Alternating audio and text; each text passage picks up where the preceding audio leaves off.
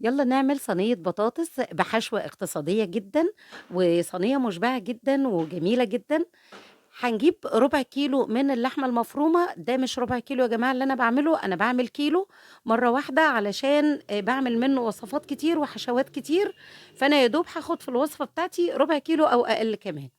هاشوحه كده في أي مادة دهنية لحد ما ياخد اللون الرمادي ده، وبعدين أخرّط عليه 3 بصلات زي ما أنتم شايفين كده، وهابدأ أشوّح كل الخلطة بتاعتي.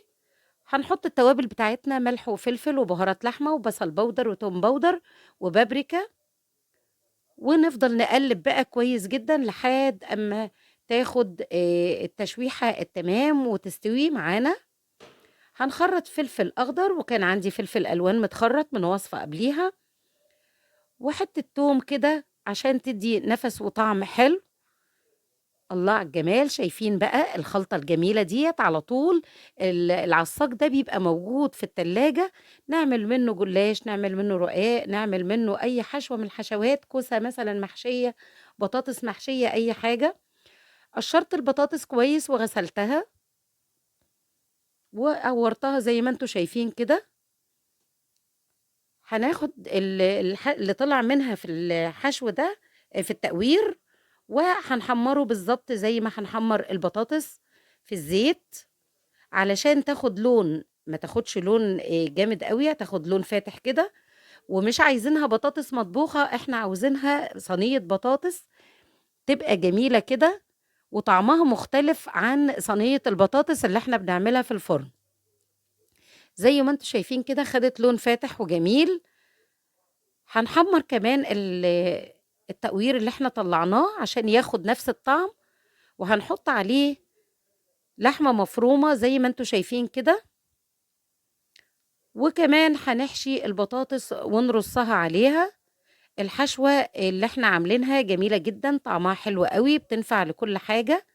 اعملوا لنا لايك، أنتم لسه ما عملتولناش لايك لحد دلوقتي، اللايك بتاعكم بيرفع الفيديو يا جماعة، أهم حاجة اللايك والكومنت الحلو كده، واعملوا لنا شير واعملوا لنا سبسكرايب. زي ما أنتم شايفين كده هنعمل الوصفة بتاعتنا جميلة جدًا وسريعة جدًا، وكمان موفّرة واقتصادية. هاجيب بقى طماطم من اللي أنا مسوياها في البيت قبل كده وعاملاها صلصة، خففتها كده بشوية مَيّة، وحطيت عليها التوابل شوية ملح وشوية فلفل وشوية بهارات لحمة علشان تبقى نفس طعم اللحمة المفرومة، يبقى موجود في البطاطس من برّه، وتكون الصلصة خفيفة كده ما تبقاش كتير.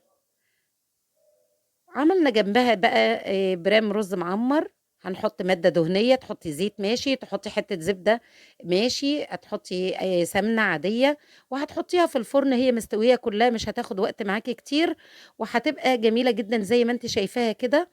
السِوَى بتاعها سريع وبتتعصّج مع بعضها بسرعة جدًا، حلوة أوي الوصفة دي ومُشبعة يا جماعة، وكمان شكلها حلو على السُفرة.